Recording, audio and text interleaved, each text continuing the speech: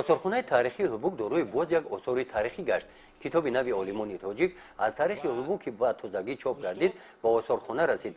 ин китоб аз Сиккахои давраи асри миёнагии ин сарзамин бахшида шудааст. Хулбук дар он давра яке аз марказҳои сиёсии давлати Сомониён ба ҳисоб рафта, Сиккахои маъруфи нухрагини Сомониён ҳамин ҷо бароварда мешуданд. ин ақидаро олимони таърихшиноси точик исбот намуданд. оиди ҳамин мавзӯъ аз тадқиқотҳои бурдаи худ дар Хулбук онҳо ба наврасон хонандагони муассисахои тахсилоти миёнаи умумии нохия дарси кушод гузаронинданд. аз нақли олимон дар бораи таърихи асри миёнагии кишвари худ хонандагон маълумотҳои муфассал гирифтанд.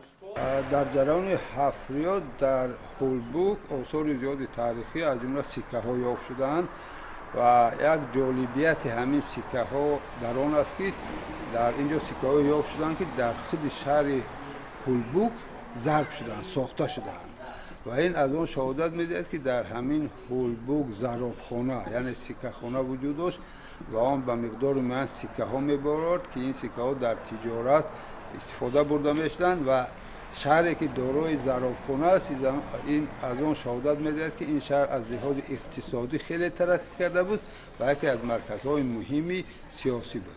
аз рӯи маълумоти олимон тангаҳои давлати Сомониён ки онҳо аз нухра сохта шуда буданд дар он давра пули ҷаҳонӣ ҳисоб меёфт.